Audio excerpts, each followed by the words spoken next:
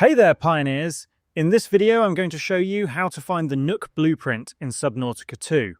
First things first, use your life pod as your starting point for navigation. What you'll want to do is check the compass at the top and head around 160 degrees south-southeast.